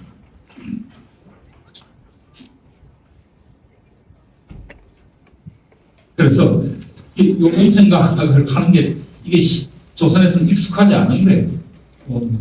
당신이나 나나 똑같이 성인이 못된 거는 마찬가지로 우리 성인 되어야 한다라고 하는 그런 생각을 표현하는 게 쉽지가 않아요. 그래서 굉장히 많은 저항을 받습니다. 제가 보기에는 사화가 일어나는 데는 이런 요소가 크게 작용하지 않았을까. 이거는 함부로 이야기할 수는 없는 대목입니다만 어쨌든 그런 느낌이 듭니다. 그래서 기묘사림들이 활동할 때 이런 생각이 널리 퍼져나가는 거고요. 그게 이제 16세기에 위대한 여러 학자들을 키우면서 널리 퍼져 있고 서경덕, 이현적, 조식, 이학, 이인 이 다섯 분이 큰 역할을 하게 되죠. 근데 다른 학자들도 많은 역할을 합니다만 주자학 교재를 만들어서 주자학 보급에 특별한 힘을 쏟은 학자는 율곡 나중에 조선에서 18, 19세기에 사상적으로 큰 역할을 하는 그 학자 그런 계보들을 쫓아보면 그 서인들 율곡의 학문적 계보를 이루는 태계는 이런 이야기는 너무 복잡합니다만 그냥 간단하게 넘어가겠습니다. 리가 중요하다. 성리학 또는 주자학에서 리와 기라고 하는 두 개념이 중요한 요소가 되는데 태계는 그 이와 기 중에서도 리를 더 중시하는 그런 모습을 보입니다. 그리고 이 양반은 주자서 전료라고 하는 책을 냈는데 이게 주자서 전료가 뭐냐면 주자의 편집거를 압축해서 정리한 그런 책이에요. 서는 편지를 이야기합니다. 우리가 서간할 때거. 주자 대전이 이게 100권짜리예요. 굉장히 분량이 많습니다. 주자 대전이. 근데 그 절반이 통째로 편집거예요. 주자라고 하는 그 송대학자가 굉장히 많은 글을 남기는데 대체로 제자들하고 친구들하고 주고받은 편지 요걸 통해서 자기 생각을 가다듬고 사상을 펼쳐나갑니다. 그래서 주자 대전이라고 하는 큰 책의 절반이 지금 주자 편집글인데 이걸 태계가 정리를 해요. 우리가 주자 대전을 제대로 읽으려면은 주자의 사상을 제대로 보려면은 주자의 편집글을 제대로 읽으면 좋다. 그러려면 이걸 다 보는 게 힘들단 말이죠. 중요한 것들은 추려. 그게 주자서 전료예요. 전료라고 하는 말은 요점을 추린다 이런 뜻이거든요. 그렇게 해서 이게 18금 본도 있고 20금 본도 있는데 하여튼 이게 16세기 후반부터 17세기, 18세기까지 계속 간행됩니다. 그래서 주자서 전료 그러면은 이 책이 대표적. 저도 30대 초반 공부할 때 그 선생님들하고 이 주사서 전료를 처음 읽었었어요. 굉장히 어려운데 어쨌든 아무것도 모르는 사람이 이 책을 공부하면서 하여튼 그리고 나서 이제 성악 10도는 내용이 아주 단순해 보입니다. 그림으로 되어 있어요. 그래서 성악 집요하고 성격이 달라요. 성격도 달라요. 어쨌든 성악 10도 이게 선조에게 바칩니다.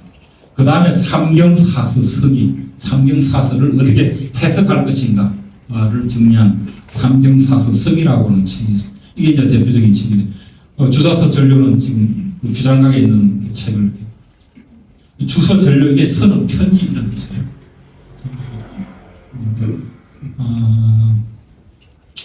이 책도 역시 광해군 사명 1612년에 조선에서 찍어내고 나라에서 그 재정 상태 어려운데도 이런 책들을 찍어서 보고하려고 했던 거죠. 율곡 율곡은 기를 중시했어요. 이와 기 중에서 기를 더 중시했었고요.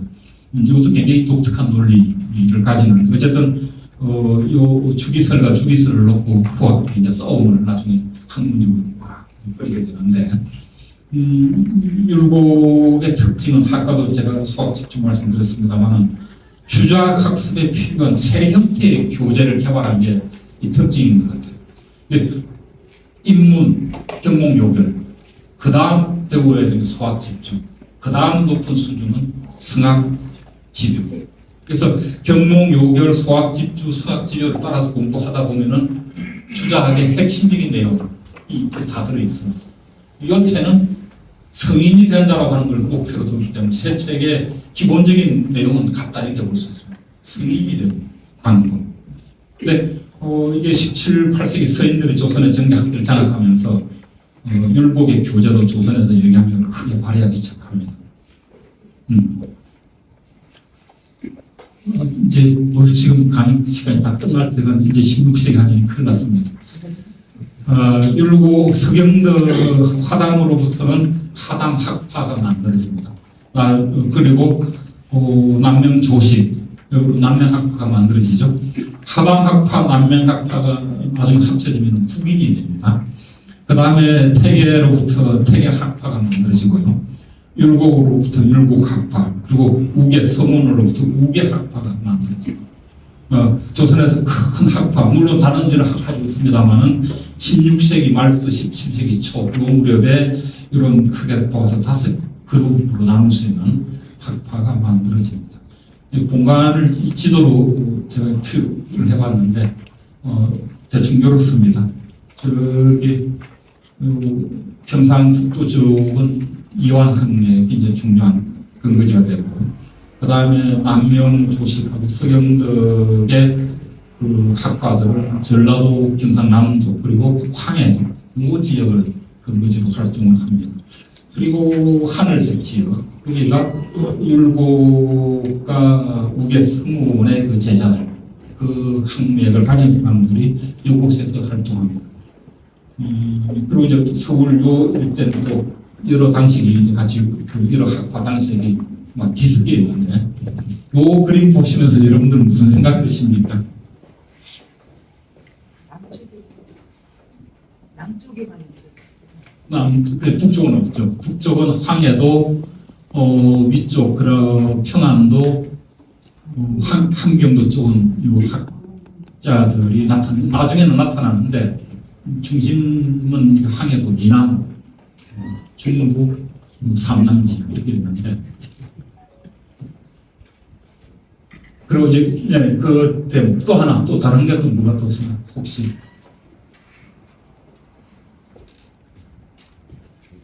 당시 조선에서 정보와 정보, 지식, 문화, 이게 가장 많이 모이고 새롭게 변화하고 새로운 문물이 들어오고 새로운 정보가 들어오고 새로운 변화가 일어나기 쉬운 곳인데, 네? 아무래도 요 서울 쪽이겠죠. 서울 가까이. 요 남쪽, 이쪽은 경상남도, 경상북도, 요 지역은 서울에 비해 보면 조금 변방입니다. 요새도 교통이 멀어서 가기 힘든데, 예전에는 오죽했겠습니까? 400이, 500이 떨어진 곳이었어요. 서울이 중국에서, 일본에서 많은 문화들이, 또는 새로운 요소들이 쉽게 들어올 수가 있죠. 그래서 이 지역으로 중심으로 활동하는 세력들이 제가 보기에는 생각이 좀 빨리 변하고 많이 단단해지는 그런 게 있는 것 같아요. 서인들이, 그래서 저는 서인들, 17, 18세기 서인들을 쓴 글하고 남인들 쓴 글하고 보면은 서인들은 굉장히 이야기를 많이 해요. 정보가 많다는 뭐 그런 게 아닌가, 저는 그런 생각을 해봤는데, 어쨌든 요 지점 율곡하고 우계 그 그룹들은 충청도 처음 시작하고 할 때 밑으로 잘 안 가죠. 물론 나중에는 경상도로도 가보다 갑니다만 중심지는 충청도와 경기도, 함양, 서울 요지죠. 하여튼 16세기 말 17세기 말 학파였던 걸 정리해볼 이렇습니다. 이 지도는 어디서 왔느냐? 헌일 강기 역대 북도 지도라고 하는 책이 왔다는 걸 제가 보여드리려고 뒤에 하나 끼워놓았습니다. 이게 세계 지도입니다. 이게 15세기 초에 조선에서 그려진 태종대 그려진 세계 지도예요. 이 지도의 그 한반도가 이렇게 잘 그려졌습니다. 저는 이 지도가 좋아가지고 늘 강의할 때 이쪽에서 한반도를 떼서 씁니다. 그래서 조선의 학파가 만들어지고 나서 이 조선은 이게 정치와 사상이 분리되어 있지 않은 사회였죠. 일본은 완전히 분리가 됩니다만 우리 조선은 그러지 않습니다. 이게 조선의 특징인데 그래서 학파하고 당파가 같이 갑니다. 같이 가게 되면 나중에 심영규 선생님 그 강의 시간에 말씀 많이 하실 거니까 저는 그냥 간단하게 넘어가겠습니다. 서인들은 주로 서울, 경기, 충청 지역에서 율곡이 우계 성원 그 제자들 중심으로 만들어지고 그게 17세기 말 숙종대 노론, 소론으로 서인들은 다시 나누어지죠. 김장생, 김산훈, 송시열 이런 그 학자들이 이제 노론 쪽으로 가고 그 다음에 박세당, 윤정, 최석정, 정제도 이런 분들 중심으로 해가지고 이제 소론 그룹이 만들어지죠. 물론 말고 지금 여러 학자들이 많이 있습니다만 하여튼 서너 학자 먼저 말씀드려요. 동인으로는 서경덕, 조시, 이황의 제자들, 경상도, 전라도, 서울, 경기 중심으로 표진을 했고요. 나중에 남인과 북인은 선조 말년 임진왜란 일어나기 직전에 남인과 북인으로 나뉘어지는데 영남 자도, 경상 오늘날 북도 그 지역 중심 서울 경기로 해서 남인들이 만들어지고 북인은 서경덕 조식 제자들로 해서 만들어지고 나중에 인조 반정이 일어나고 나서 북인들이 아주 큰 타격을 받습니다. 소북 북인의 어떤 그 색깔을 유지해가는 그런 가문들도 나타납니다만은 북인 중에서 이제 남인으로 흡수되면서 활동하는 그런 인물들도 나타납니다. 저는 이제 이런 학자들을 북인계 남인 이렇게 이름을 붙여서 부르는데요. 북인계 남인, 북인이었다가 남인으로 이제 활동하는 그런 거죠. 17세기의 그 학파가 그래서 여러 정치적인 어떤 그 상황이 복잡하게 펼쳐지는데 요 중에서 이 시기 정치사 사상사는 정치 사상 영역에서 격렬한 갈등으로 점철된다. 제가 그렇게 정리를 해놨습니다. 동서분당에서 시작해 쭉 가는데 그게 보면 병자호란, 인조반정이 일어나고 병자호란을 계기로 해가지고 실제로 그 여러 학파 또는 정파 간의 갈등이라 그럴까요? 또는 자기들의 그 발언이 훨씬 더 뚜렷해지는 그런 모습을 보입니다. 그래서 병자호란이 굉장히 중요한 역할을 한 1636년이죠. 그 병자호란이 아주 중요하다는 걸 기억하면서 이렇게 보시면은 7세기에 보면 서인과 노론 요 그룹들은 주자하 일준주의, 일준 한결같이 따르다 준자를 써서 주작 일준주의 저는 이렇게 이야기를 합니다. 또는 주작 절대주의 이렇게도 이야기할 수 있는데 은필칭 주작입니다. 말 끄집어내면 주자예요. 주작하라사 주자께서 말씀하시기를 이게 은필칭 주자예요. 이게 주작에 비판하는 인물 사상은 불용 받아들이지 않으려고 사상에 통일이 필요한데 무엇을 가지고 통일해야 되냐? 주작으로 우리 통일해야 된다. 주작으로 통일하지 않으면 우리가 지금 요 위기 호랑캐 그 무민족 청나라에게 당한 그 불력 수모를 이겨낼 수가 없다. 병자호란은 얼마나 큰 수고였겠어요. 당시 사람들 입장에서는 호랑캐로 여기던 존재한테 우리가 분신관계를 맺고 신하로서 늘 예를 다해야 했으니까 엄청난 그 굴욕입니다. 굴욕이고 조선만 그런 게 아니고 그 유전족들이 중국을 들어가가지고 중국을 흡수했단 말이죠. 뭐 우리 조선의 입장에서는 최고의 어떤 그 정신적, 사상적 중심지가 지금 중국인데 그게 무너져버립니다. 그 고통. 이게 이제 사상의 통일을 통해서 우리가 이겨나가야 된다. 이게 서인 노론의 주자 절대죠. 그래서 이들은 얘기하니까 복수설지. 우리 청나라에서 복수해야 된다. 존명대청. 명나라를 높이고 청나라를 대격한다. 그러면서 이제 북부를 준비를 해줘. 북부를 실제로 준비하느냐 안 하느냐의 문제하고는 다르게 하여튼 북부를 하나의 국시처럼 표방합니다. 어마어마한 사상적 경색도 일어나고 정치적 경색도 일어나고 근데 그 상황에서 소론, 서인들의 분화가 일어났는데 소론들은 중요한 건 조선의 국채, 조선이라고 하는 나라 이게 얼마나 오래된 그 역사 전통을 가지고 있느냐 이게 지금 망하려고 하는데 이걸 보존하는 것이 가장 중요하다. 우리가 지금 없어져 버린 명나라, 사라져 버린 명나라, 그리고 한번 크게 당했지만 그 강한 나라, 청나라에 우리가 복수하겠다고 이렇게 덤비는 건 좋지 않다. 나라가 망해버렸다. 나라를 보존하는 것이 가장 중요하다. 그래서 존명대청의 이념에 좌우되지 말자. 그게 실이다. 그래서 무실, 실에 힘쓴다라고 해서 무실을 표방합니다.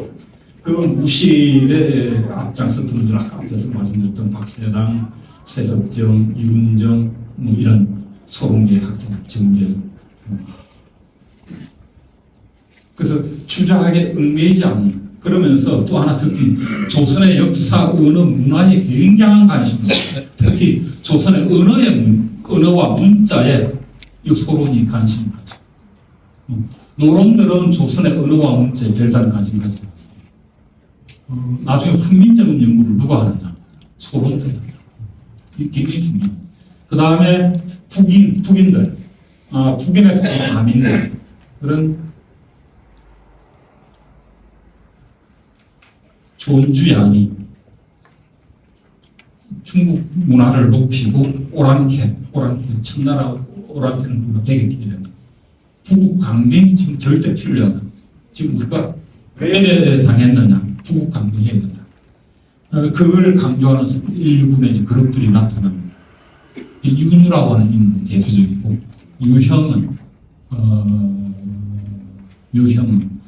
이분도 아버지는 분이 없어요. 우리 조선이 지금 이길 수 있는 길은 뭐냐? 나라를 새롭게 바꾸어야 된다. 후강명하는 그런 나라로 가야 된다. 라고 해서 방해 수록을 저술했죠. 하여튼 이런 어떤 흐름으로 나타나게 됩니다. 요게 이제 17세기 문제였는데 요 상황이 18세기, 19세기 계속 가는 거죠.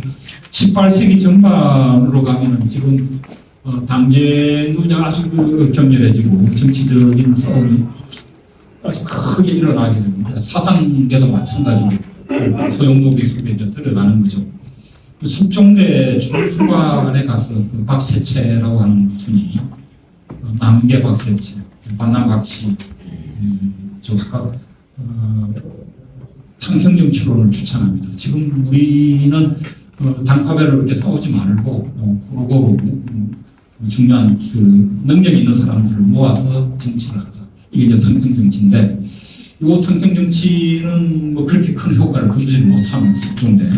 이게 언제 본격화되느냐 하면은 1728년에 정치적인 변란, 정치 반란이 일어납니다.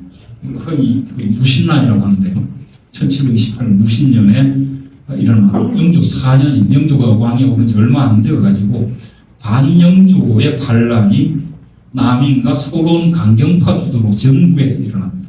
남인 서울 경상도 쪽에서 경상도 쪽에서는 뭐 그렇게 적극적으로 참가하지는 않습니다만 서울에 살고 있었던 남인들, 경기도에 살고 있었던 충청도에 살고 있었던 남인들하고 소론 중에서도 강경파, 이제 준소라고 이야기합니다. 그 사람들이 참가를 해요. 영조가 다 진압을 하죠. 한 달도 못 돼서 이제 진압을 해야 됩니다.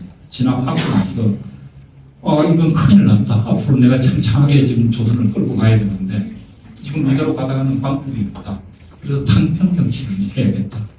그래서 소론 온건파들의 도움을 적극적으로 받으면서 탕평 정치를 시작합니다. 어느 정도 효과가 있었습니다. 특징이 강한 왕권, 왕이 큰 힘을 가져야 신하들 싸움을 이렇게 제거할 수 있다. 그 정치적으로 지금 안정되는 게 가장 중요하다. 그러려면은 조선의 평민들을 경제적으로 안정시켜줘야 된다. 지금 무신요란이 일어난 이유 중에 하나가 그 평민들이 도대체 나는 살 수가 없다, 못 살겠다. 이게 큰 불만이 있었습니다. 이 영조가 그걸 캐치를 해요. 그래서 탕평 정치를 할 때 어떻게 하면은 양인들을, 평민들을 그들의 경제력을 이렇게 높여줄 것인가 이런 고민을 하죠. 그렇게 해서 탕평 정치가 시작이 되고 정조로 때까지 가는데 물론 그 과정이 또 이러저러한 정치적인 변화는 많습니다. 근데 어쨌든 탕평 정치라고 하는 그 정치적인 흐름은 지속이 됩니다. 강한 왕권, 정치적 안정책, 그리고 국가의 재정 규모가 굉장히 크게 늘어납니다. 영조, 정조대 들어간 국가 재정, 그 이전의 재정하고 비교하면 비교가 안 될 정도로 늘어납니다. 돈이 엄청 필요했던 그런 상황이었고, 그 돈을 마련하기 위해서 영조, 정조가 여러 가지 일을 쓰는데, 그러다가 지금 요 교재에는 빠져 있습니다. 제가 오늘 아침에 제가 자료를 보내고 나서 제가 좀 보완을 했습니다. 1755년 영조 31년 이른바 을해여곡 사건이 터집니다. 을해여곡 사건. 아까 저기 정치변은 1728년에 정치변란이 있었다 그랬죠. 이 소론 강경파들이 주도하는데 이 소론 강경파들이 엄청난 타격을 받습니다. 남인들도 물론 타격을 받고, 이 타격이라고 하는 두 가지 양상이 하나는 죽음을 당하는, 역적으로 죽거나 또는 유배를 갑니다. 좀 죄가 좀 낮다고 지금 평가받는 유배를 가거나 또는 역적의 후손으로 돌린 사람들은 남해로 또는 저기 서해로 북쪽으로 섬으로 보내갑니다. 섬으로 노비로 다 보냅니다. 노비로 보냈는데 그래서 전국 각지로 저게 남해안 요 일대 그리고 저기 저 북쪽에 한경도, 충안도 요 일대 병방지대로 많은 그 반영조의 의식을 가진 사람들이 유배 생활을 하는 거예요. 근데 그곳에서 한 세대가 흐릅니다. 한 20-30년 시간이 흘러가요. 풀려나질 않는 거죠. 나라에 풀어주질 않습니다. 그곳에서 불만을 가진 강경소론의 그 후예들 또는 강경소론으로서 중앙에서 활동하고 있는 사람들, 그리고 그 영조를 비판하는 그런 움직임, 나아가서는 반란의 그 기운까지 보입니다. 근데 그 일망타진하는 사건이 을해여곡이에요. 을해여곡. 이때 우서를 쓴 유수원과 같은 분, 그 다음에 신육, 심악. 이 사람은 신육은 정제도의 수제자, 심악은 신육의 동생, 이런 분 다 처벌됩니다. 처벌되고 그 가족들 또는 그 동생들은 뿔뿔이 흩어서 유배를 보낸 거죠. 심악의 아버지가 심수현이라고 하는 분인데 이 양반은 여기전까지 지냈던 이 양반도 처벌을 받고 그렇습니다. 하여튼 그야말로 1728년 요 사건하고 1755년 사건을 계기로 해가지고 소론들이 쑥대밭이 되어버려요. 살아남는 소론과 사라지는 소론 이렇게 나누어지는 거죠. 지금 1728년 반란이 얼마나 중요하냐면은 제가 보기에는 조선에서 가장 큰 사건, 조선 후기 역사를 꼽는다면 1728년 반란과 그것이 미친 영향이에요. 요건 책으로서도 몇 건 그게 나올 과제 주제가 되는데, 전라도 쪽에서 일어난 반란, 그 다음에 평양 지역에서 그 세력이 동조했습니다. 평양 이사성이라고 하는 분이 군사 전문가 병사였어요. 그 다음에 안흥, 거창, 합천 요 지역 정희랑, 조성자, 뭐 이런 사람들이 반란을 일으킵니다. 요 지역. 그리고 청주에서 이인자는 윤유의 손녀사이, 남인이. 요 지역 사람들이 이렇게 지금 전국에 반란 일어나는 거죠. 그래서 영조는 요 세력들 다 어쨌든 처벌을 하고 진압하고 처벌하고 해서 안정을 시키는데 자기 평생에 했던 과제가 이런 사태가 다시 일어나서는 안 되겠다.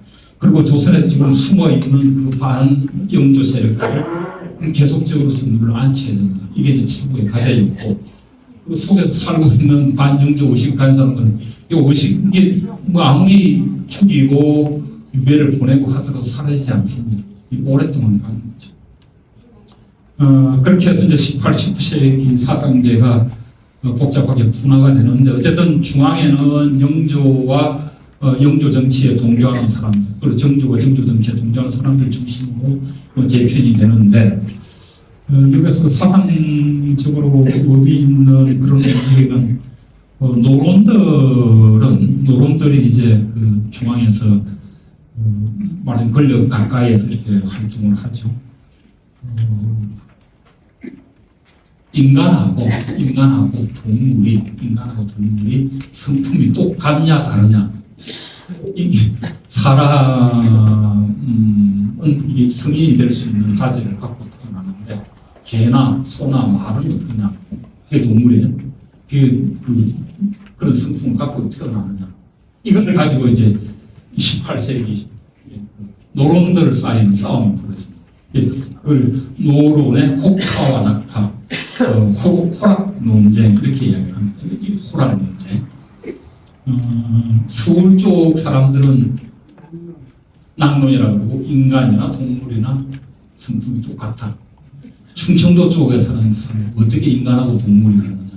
다르다 이제 이렇게 나뉘어집니다. 하여튼 낙론 쪽의 힘을 우세를 잡습니다. 우세하게 되고 그 다음에 이제 소롱 같은 경우 아까 제가 그 소롱 그 옹건파와 강경파 말씀을 드렸는데 옹건파들은 뭐 영조 정조 정부에 참여하면서 또 확실하게 그 역할을 해나갑니다. 홍양호라든가 서명웅, 서유구 이쪽 달성서시 그런 분들을 쪽으로 해서 그렇게 하는데 강경파들은 이제 살아나기 힘들었죠. 그 강경파에서 만들어진 학파가 소위 강화학파 이렇게 강화학파라고 하는 그 용어는 명칭은 연세대학에 계셨던 민영규 교수님이 강화학파라고 하는 이름을 붙였는데 그 양반은 위당 정인보의 제자예요. 정인보의 제자인데 강화학파는 정제두의 영향을 받은 인물들입니다. 대체로 권력과 일정한 거리를 가지게 되고 이인자 반란, 1755년 의뢰 여고 거의 뭐 멸문지화를 당했다라고 할 수 있을 정도로 큰 타격을 받았죠.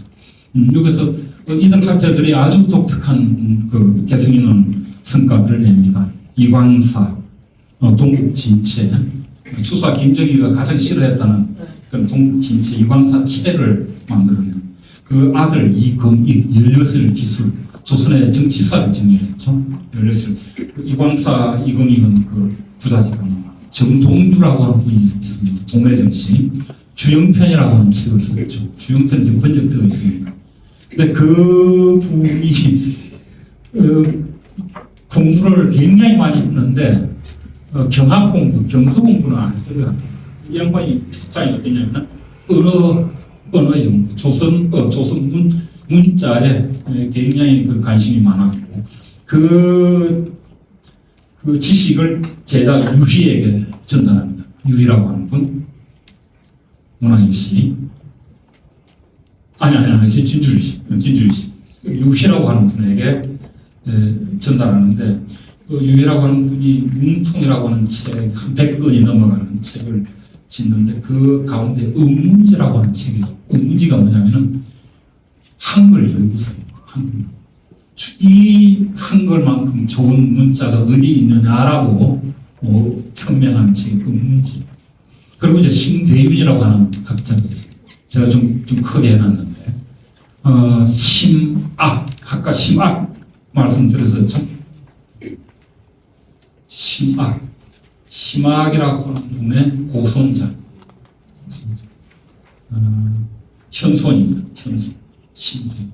1872년까지 살았는데 안성에서 살다가 지났잖아요. 복리전서라고 하는 책을 1862년에 짓습니다. 그 양반은 경서인 거죠. 굉장히 독특한 경서인. 지금 제가 시간이 없어서 더 말씀을 많이 못 드리는 게 조금 미안합니다. 미안한데 어찌 보면은 제가 보기에는 그 강화학파 최후의 어떤 사상의 결집 혹은 그 강화학파의 아주 독창적인 사상을 정리한 분이 심대윤이 아닐까. 저는 이제 그렇게 생각하는데, 어쨌든 복리전서라고 하는 책을, 이 복리전서가 뭐냐면은 딴 거 하나도 없어요. 복을 착하게 살면 복을 받고 착하지 않게 살면은 재앙을 받는다. 착하게 살아라. 착하게 사는 것은 내가 이익을 내 스스로 이익을 누리고 남들을 이롭게 하면은 그게 복을 받는 최고의 행위다. 뭐 그런 내용으로 되어 있는 게 복리전서예요. 은문지 아까 한글이 최고의 문자이다라고 하는 그런 이야기를 했다라고 말씀을 드렸는데, 존문언천, 문자는 높이고 한글은 천장, 밑에 문은 한문을 이야기합니다. 한자를 이야기합니다. 당시 조선 사람들은 문자 그러면은 한문을 한자를 문자라고 했어요. 문자를 높이고 한글은 낮추는 요 현실, 이걸 뭐 그냥 평생 분노하면서 살았다. 제가 지금 은문지 강의할 시간이 없습니다만은, 그래서 어쨌든 요거는 유희 혼자만의 작업이 아니고 서론 강화학파 쪽에서 내려오는 그런 한글에 대한 전통적인 어떤 연구의 결합체, 결정체가 은문지다.